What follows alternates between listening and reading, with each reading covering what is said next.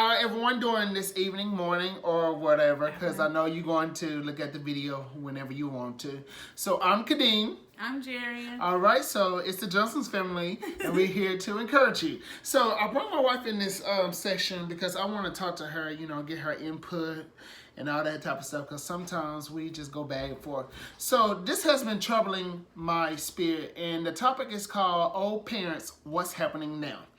So... And by the way, I don't know what he's about to say because he told me he's going to tell me when we start recording. Yes, so yes. I'm learning while y'all are learning. Okay, so one day I was driving and I went to Quick Trip. And I was like, let me go ahead, get my items and go because I want to hurry up and get home in a good decent time. So y'all, there was like a group of 5 to 10 kids. And y'all, I was sitting in my van and these group of kids went the side of the door of Quick Trip. And they stole everything at this, stole some stuff out of the store. And so I told them, how about you go back in and I will pay for your items. And so I did that because, yes, baby, I'm sorry. Yes, I did do that. That's not nothing to apologize about. And it was like $20-something, which I'm not worried about. My thing is, I'm worrying about souls, especially kids. And the reason why the topic is called Old Parents, What's the Matter Now? Because when your child is basically doing something or getting in a group of a gang or they end up dead, whatever, you be saying, Lord, why my child? Or why is me? Why are we in this shoes? Because you know why, baby? It's all started from you. Because you started that little seed and then grow up to a bush and it's time for you to chop that thing off. So I feel like no kids should have to go through that situation of stealing. Your parents should have been giving you some money and do that. Even if you in a bad, if you in a crowd and you influenced by some people, no, bro, or no, sis, we don't need to do that. Yeah. And hold on, baby, I'll just give you time. No, I Let's speak. don't No, you good, you good. So another thing that has been bothering me, I saw this boy. He was like 9 years old, and baby, when I say he was cussing, and I said, see, this is what I'm talking about. Old parents, what's the matter now?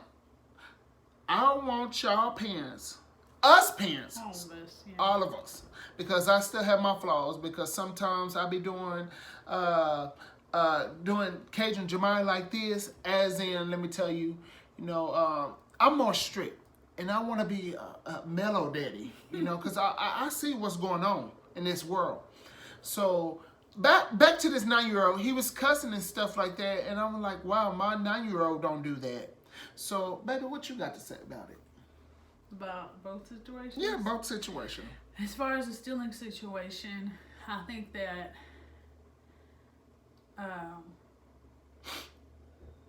it's not necessarily that the parents have anything to do with it, the action of stealing, because I feel like once a child gets a certain age, they have outside influence. It's not just the parents who influence them, but we're their main influence. If our kids are living with us, whoever they're living with and spend majority of their home time with, that's their main influence on their life. They model their parents, they look up to their parents, and whether their parents are doing right or wrong, the child kind of follows along until they get a certain age a lot of times. So I do agree with Kadeem that it has a lot to do with the parenting, but we have to realize as parents that kids are tempted as well, tempted to do things that they shouldn't necessarily be doing. And so kids make mistakes too, and they do wrong, You got to teach them. But the thing is, we have to teach them morals. We have to teach them right from wrong, why it's wrong, and the act of the stealing, what the kids were doing, it was wrong. The fact that, were they guilty about it, or did they just no? shrug it off? I can't believe You bought it. This Okay, so whenever you go into Quick Trip or 7-Eleven or Racetrack, Yeah, there's multiple. yeah, but those type of stores, they have those weenies and croissant rolling around. So this guy got like 2 or 3 bags of weenies, multiple weenies in one bag. And I got this, and I'm like, are you serious? Right. So then that comes into play as in we have to teach our kids about, sin and doing things that's morally wrong, and that's like the training of their conscience. Like they have to be able to feel guilty for doing wrong. Otherwise, if they don't feel guilt or they don't feel ashamed or embarrassed by the things they do wrong, then that's not what you want your kids to do. Because when they get older, it's going to be worse than stealing weenies from off of a grill. And that's exactly what Kadeem was saying about, parenting. Now, I can understand, sometimes kids might pick up something, even like little kids, like our 3-year-old, he hasn't, but he might pick up a little small toy, a little piece of gum or something in the store, and the parent not realize, and the child, you get out to the car, and the child has, and you're like, oh, I didn't know. The best thing to do is tell them, no, we don't take. You have to pay for it. Take it back. Yes. No matter how long it takes you to go back in the store and what all you have to go through, because you're teaching them. We don't do that. And then by the time they get older, they know we don't take from the store. But if you're that parent that goes in the store and you tell your child, dig in this person's purse or stick this in my purse or in your pants or whatever, you're setting your child up for failure because you are training them. Or if they see you stealing, mom and dad, grandma, grandpa, auntie, uncle, they see you taking things from the store, from somebody else's house. Even if you tell a child that's wrong to steal. But if you're doing it, they're going to follow what you do. They're going to do what you do, not what you say. So I agree with Kadeem on that situation. And I also agree that parents are not the only influence. Sometimes parents are oblivious. They don't even know their child is doing it. Yeah. And then when you bring it to their attention, they're astonished, like, wow, Jeremiah or Jacob or Andrew, why? But at the same time, that's why you always need to know where your kids are. Know their characteristics. Who they're hanging around. Who the parents are of the kids they're hanging around. You gotta be involved, You gotta know what's going on where your kids are at all times. So I'm gonna tell you a story about my mother-in-law, my wife, and my sister-in-law. So one day they was at Eckerd's.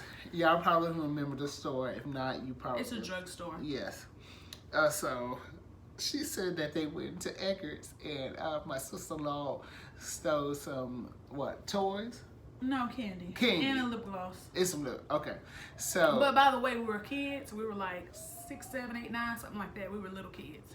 And so, as they was trying to proceed to get at the building, the alarm, it went off. So my mother-in-law just stepped back and okay, sweetie, you can go.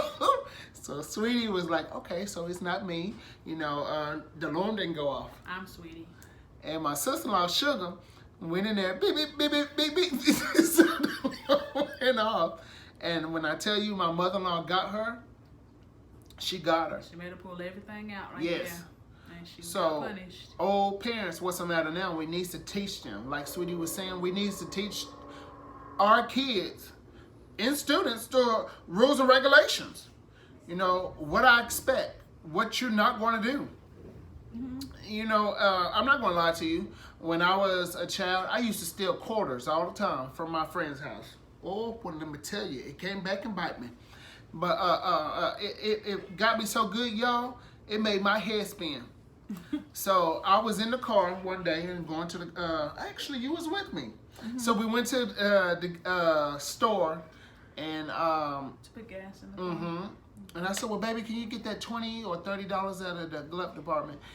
And showing up, it wasn't in there. I said, now, baby, I know darn well I put that $20 or $30 in that glove department.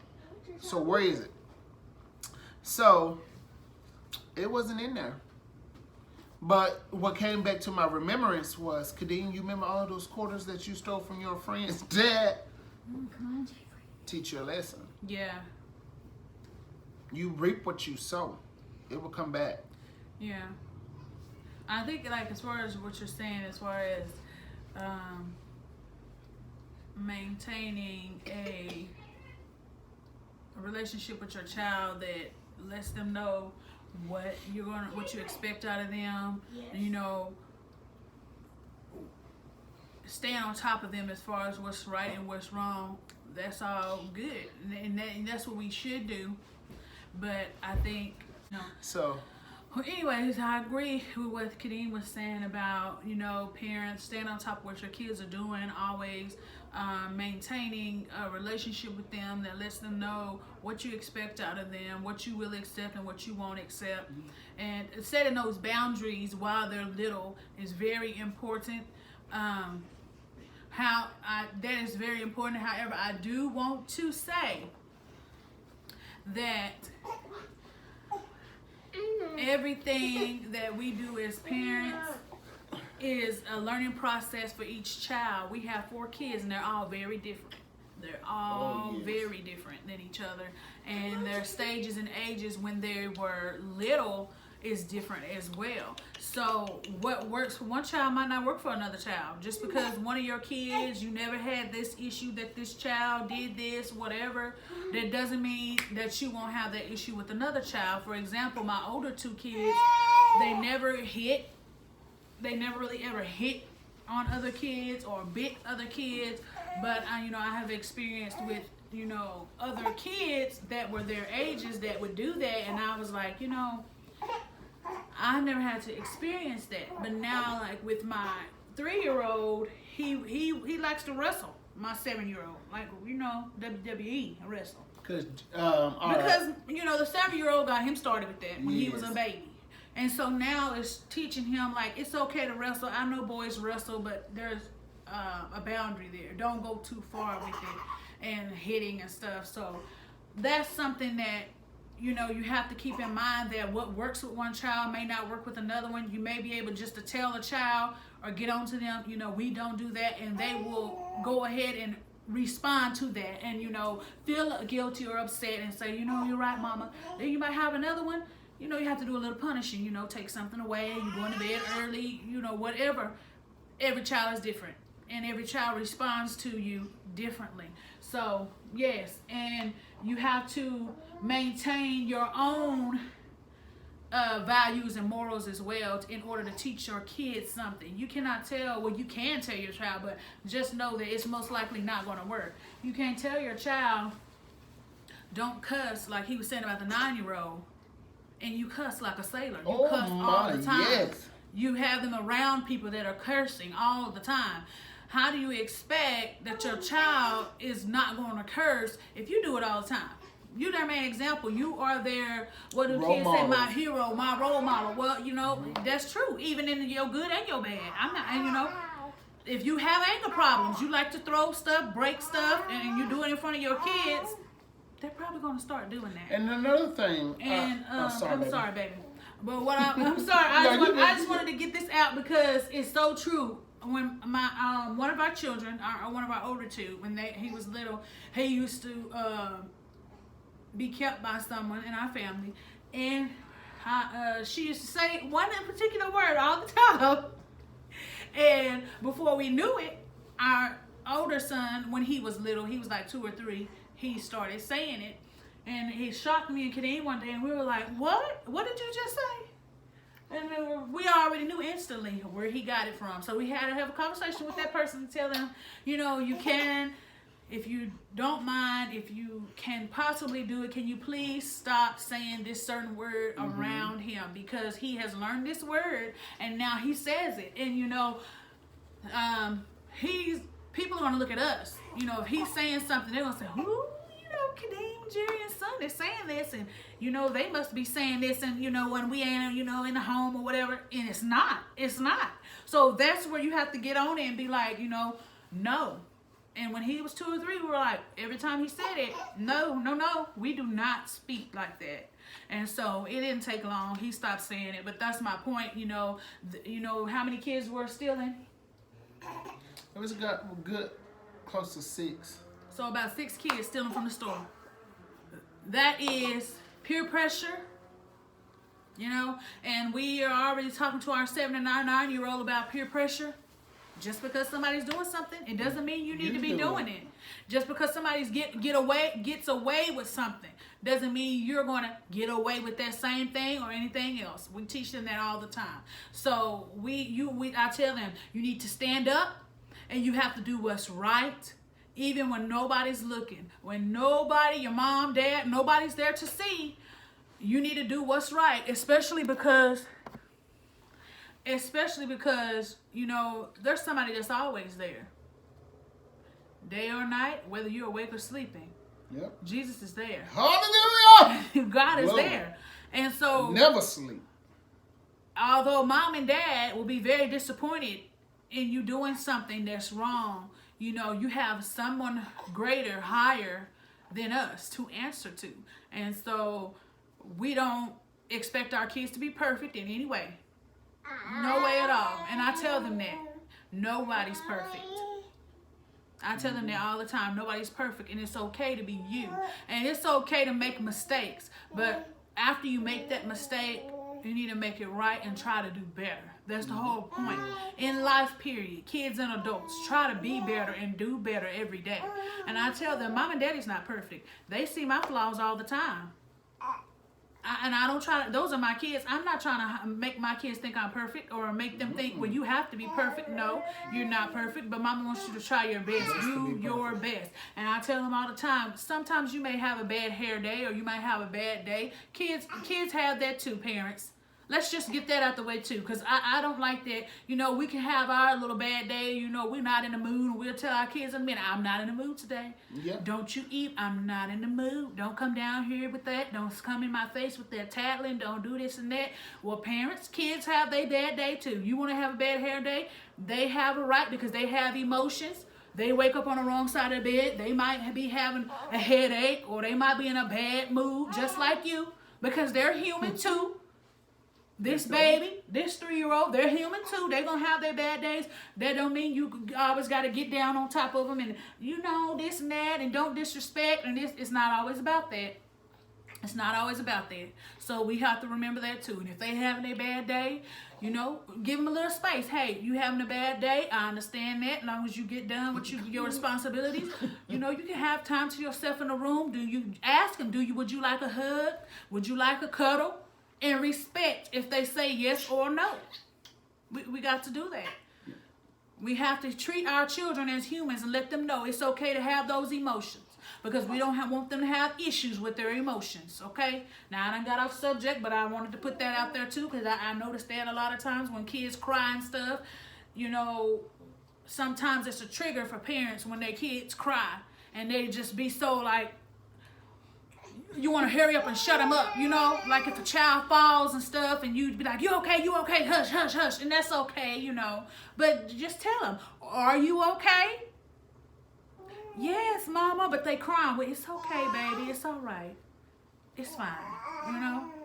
If they crying about something, it's okay. You know, if it might not be important to you. Like me and Kadeem discuss this all the time because one of our children's very sensitive and emotional. He will cry at the drop of a hat, and sometimes yes, he will. We don't know. Like, what is it? Why are you crying? Everybody else is having a good time, and he'll say something, and then sometimes you can be thinking in your mind like, really, you know, this is not even anything to cry about, but they're kids, and what's important to them is important to them as a child. Yes. And you can't try to, well, if my mama, when I was a child, but did you like what your mama did and your daddy did when you was a child? And even if they say they No. lying, because at the end of the day, I didn't like this stuff with my mama. Right, and that's what I'm saying. So just, show some compassion and some love to the child and tell them it's okay. You know, it's all right. If you're upset, that's fine. If your way of showing that you're upset with that situation is crying, I tell them all the time, baby, mama,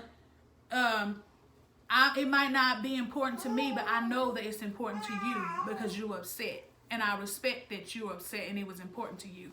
Do you need me to do anything? Would you like a hug? Would you want to go in your room for a few minutes? It's going to be okay. And give them that time. We always want that from other people, but we got to be able to give that to our kids too. And it takes time. It takes time. I mean, if you was raised a certain way, it's hard to if you were raised in a household that's very strict and you didn't have a lot of emotional connection and touchy-feely and crying and stuff that wasn't acceptable, it's hard when you become a parent to not be that way. Yes. Even if you don't want to be that way, that is what was trained and instilled into you. And so you're going to have those struggles that it's going to trigger you and you're going to be like, well, I just can't do it. Take your time too. Go take you a little break. Tell them, hey, mama, I got to go in here and I'll be back in a minute. And when you can fix your face in order to talk to your kids in a respectful manner, then you can come back and say, okay, let's talk about it. Come on. Yeah? Yeah. Okay. So I wanted to talk about one more thing and I'm going to end the video. And then another thing, parents, stop training your kids to be blood and cuz. Basically the gangs. I saw this little young boy. He was dressed in all red. The parents dressed in all red. And I'm like, are you serious? So, by the time they get into high school, middle school, and probably the intermediate, what's up, blood? What's up? What's up? Oh, no. I'm a cuss killer or a blood killer. Stop that mess. Seriously. And it's not necessarily what he means by the color of red. Of course, you see Javier is wearing red and black. Yeah. He means the demeanor behind it. The parents teaching them the slang and the how they hold themselves and carry themselves and the things that they're doing. That's what however you do the sign, stop that mess. So, yeah. But, I got one more thing before we cut this video off. I know this has been a long video. No, it's all right. But I wanted to clarify because I was just thinking about what I was saying about allowing kids to express themselves to you, because when your kids open up to you and you open up to them and y'all have an open line of communication, then they'll be more apt to tell you things and you can intervene and help them to make better decisions. Now, the other thing I wanted to say is just because I'm saying allow your kids to express themselves and stuff and, have open line of communication, that doesn't mean allow your kids to do whatever they want to do and say whatever they want to say and then you just be petting them and be like, treating them like little baby. No, that's not what I mean. That's not what I mean when I say that.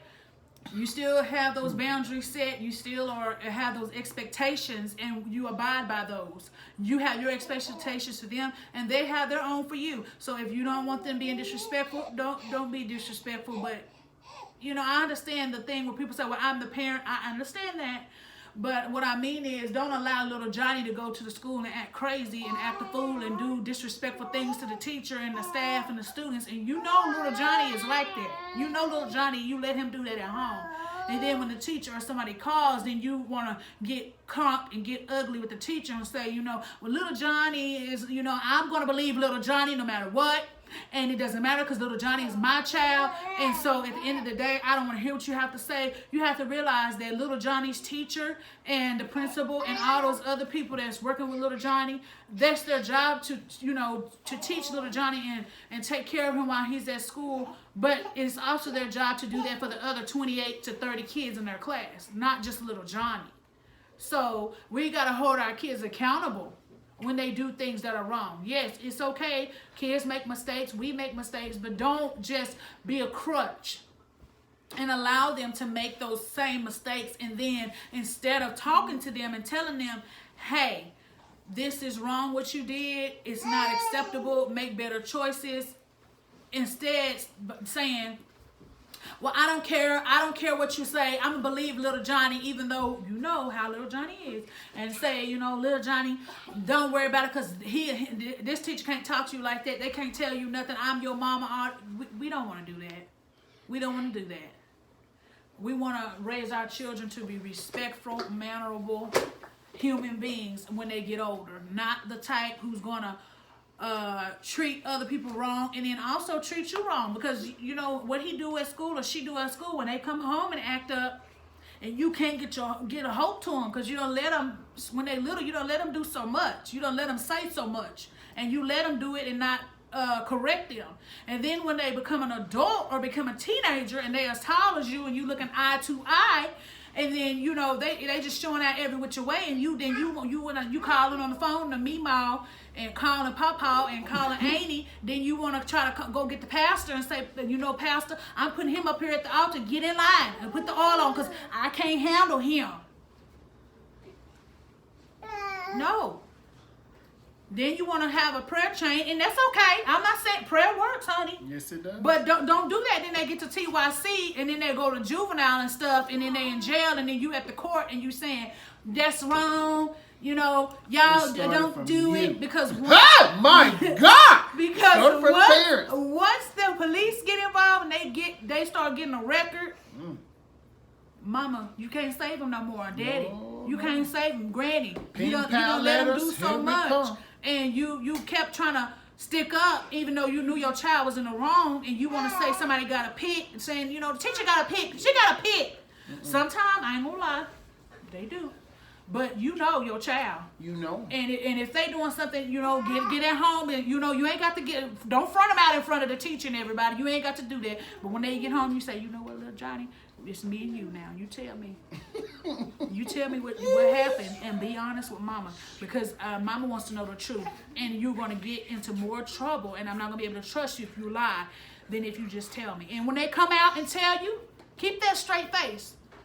And then you tell them. If you can't think of what you're going to do, you tell them, I'm very disappointed in you, what you did.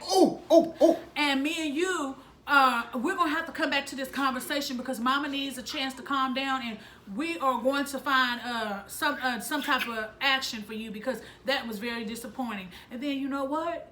Have them apologize to the teacher, or if they did in front of the whole class, come on, get up. You got up and did all that. Get up and apologize.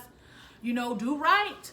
And if you done act the fool with the teacher and then your child come out and say, yes, I did, you better have go on and crawfish and say, I'm so sorry. I didn't know what I did was wrong, how I reacted. Please forgive me. And we're gonna do better. I'm gonna work with little Johnny, and we're gonna try our best to do better.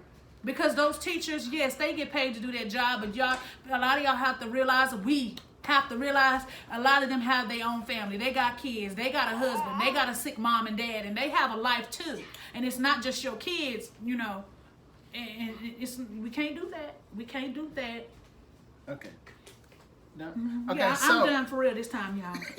One more thing, and I promise you, because this just came back to my remembrance. Okay, so I was delivering a package one day, and this lady was basically standing at, it's the door. I'm outside, and the parent was outside, but it was a mother. So I was trying to put the package outside. She opened the door, and I put my head down. She said, boy, I was going to get you. I said, man, what you talking about? She said, my son didn't come home last night. And I know what she had behind that door. If only you knew. I believe she had a belt or a switch. And she just bust out laughing and said, you just don't know when he get home I was going to get him. And I mean, she laughed that whole entire time until I got to that bus. And I was thinking, I'm glad she said, boy, because, I had my shirt on, my work shirt on. And y'all, she would have hit me on my back. I would say, ooh, all that type of stuff. But you know what? That came back to me because one day, me and my cousin went to this girl's party. I was probably like 10. And my auntie said, well, you need to be back home before the street light. And my cousin could tell you. And I was playing with my friend. But nevertheless, I got home. I heard my auntie tell my mama, she said, Zena, you ready? She said, yes. When I got in that house, it was all over. It was all over because I got a whooping. So basically, I know the rules and regulations. I know the pros and the cons. And that's why us parents needs to learn that. We just want our society, we want our young people, we want even kids to grow up. Let's make this world a better place. If you want to be somebody, you want to go somewhere, you got to wake up and pay attention. That's from Sister Act 2, the movie. But nevertheless, I hope that we encourage you today. Remember to be encouraged. Keep pressing, and your story has not ended. Bless you. Bye.